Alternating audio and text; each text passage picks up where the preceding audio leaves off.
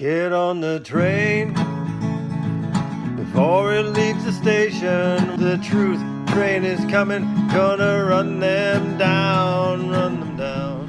Hello there, ladies and gents. Okay, back again. Never a dull moment in the Avery Dassey cases. And we're here today. We have an article that has just come out. Basically, what's happened is Sean Reck and his documentary film crew were at a Wisconsin prison, and I guess they were there interviewing, and they were handed a confession. It's actually written out on a note, and that's confirmed by Kathleen Zellner. Her tweet, get to that in a second, but so it was a written confession or whatever that was handed to them. I mean, big hand for Sean Reck. I mean, obviously he could have lost that, or act like it hadn't been handed to him, but his first thought was to immediately make sure everybody had it. That's the way to be. That's the way to be. Everybody should have it, not just any one person or side or anything like that. So brilliant move on his part. Glad he's got his head on straight in that respect. So it was sent to everybody. Kathleen Zellner has it. She says in her tweet she received it on Saturday. So it is interesting development, okay? Because Sean Reck and his film crew were handed this written confession by a very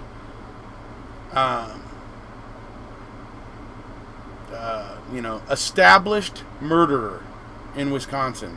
Okay, this person who gave this written confession is well established as a murderer in Wisconsin.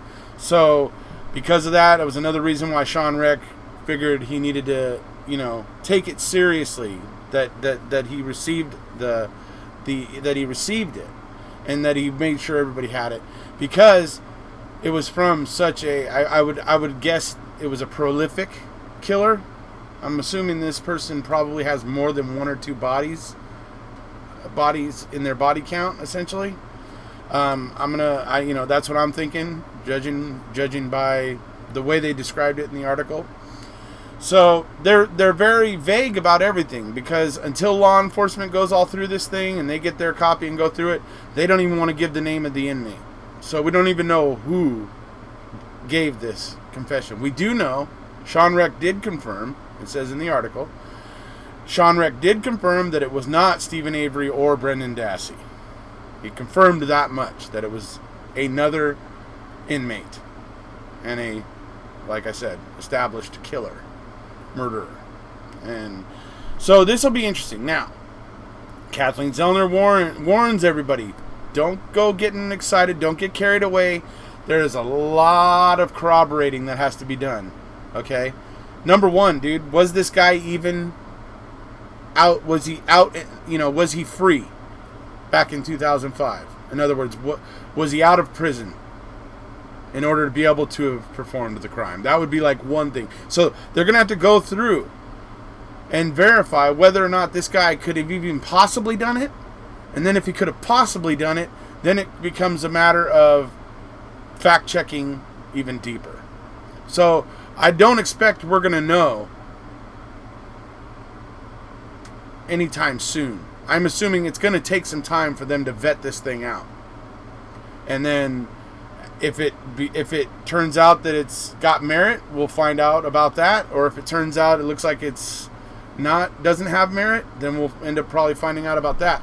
But everybody, I do advise you, don't go around, spouting from the mountaintops that Stephen and Brendan are innocent and somebody confessed to the crime and that proves it. Let's just slow down a little bit and let's wait for this thing to get vetted out a little bit more, and let's find out if this guy, like I said, if dude's in prison or in jail somewhere in 2005, that pretty much takes him out of the running right there. So there's going to be some things they have to check and see. So keep that in mind, everybody, that, we hope this guy is actually, wanting to make amends for what he did, if he in fact did this, and that's great. But we need to make sure, we need to vet these things out, and we need to make sure, we need to calm down and investigate and be thorough, so that we don't do like what, Calumet and Manitowoc in the state of Wisconsin did in 2005 with the Teresa Halbachs investigation, right? So, all right. So this is interesting. I can't say how intrigued I am to actually read this confession myself, and be able to see the things that he's saying in it, and to be able to determine how much truth there is. Because I've done a video about it, actually, about a inmate who basically wrote a letter and claimed that Stephen Avery had confessed the entire thing to him. And so he wrote this letter saying how Stephen had confessed to him. Okay? Dude got so many things mixed up and just not right. And there were so many things in it that you could tell he didn't know the story. And if Stephen had been telling him, it would have, well, I'll just say it wouldn't have, the mistakes that the things he was getting wrong wouldn't have been things that Stephen would have lied about. So it just kind of showed that this guy was trying to put together a story, but it didn't fit. And that's what I'd love to check out this eventually at some point if we can, because I would like to go over and see the things that he said and try to verify whether or not he seems truthful or not. So, but they're going to be doing that first. They're going to do that. They're going to be having their crack at it. So, but yes, very, very intrigued to read it. So, like I said, Kathleen Zellner is warning everybody to just kind of stay calm. This thing has to get corroborated and vetted out, and we have to see if there's going to be anything to it. So, before you go getting too excited, just kind of throttle back a little bit on the excitement, and let's just wait and see what comes. Because obviously, like I said, if it turns out the guy couldn't have possibly have been there, or if it turns out, any number of things, like when they go through and start vetting this out, they'll be able to determine whether or not this guy could have, whether he would have been there, have been able to have been there at the time, and those sort of things. So they're gonna have to work those sort of things out first, obviously, and then, like I said, they will work on figuring out the veracity of it and whether or not it's truthful. And so we'll have to see what comes. So, all right, that's. I will say it's a very interesting development.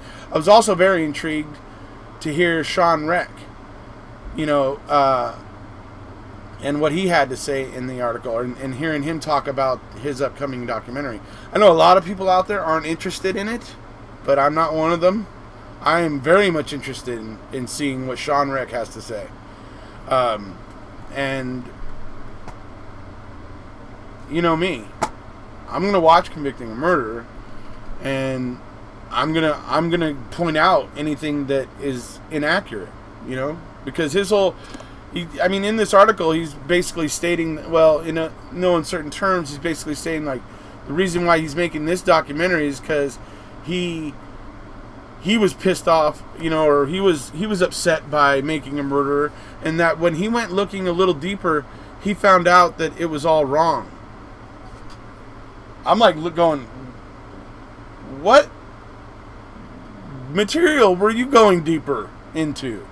Personally, I don't know what material you could have been going into that would have, unless he was listening to like Ken Kratz or Tom Fassbender directly, then I could understand. Oh, okay, yeah.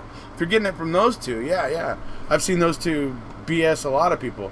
A lot of reporters, a lot of various people. So I've seen them pull the wool over people's eyes. So I can understand if the information he's talking about that he got after Making a Murderer came from those two, well, then that would explain why he decided to make this documentary. I think it's going to be interesting because I got to imagine he's running into, if he's really investigating this, he's got to be, he's got to see things like the state saying they gave back animal bones. He's got to see these things happening. And he's got to be sitting there going, maybe I picked the wrong horse here. You know what I mean? Possibly. He may, I'm not saying he is doing that. I'm just saying he may have some room in his back of his mind for doubt. I'll put it that way. Anyways, I'm very interested to see what he eventually comes up with. I know some people aren't, but that's okay. I will be very, very interested to see what he's got coming. So, like I said, interesting development. Potentially, a known murderer has confessed to killing Teresa Halbach. But we got to wait and see while it gets vetted out. All right? Okay, folks. If you haven't already, please hit subscribe. And we'll see ya.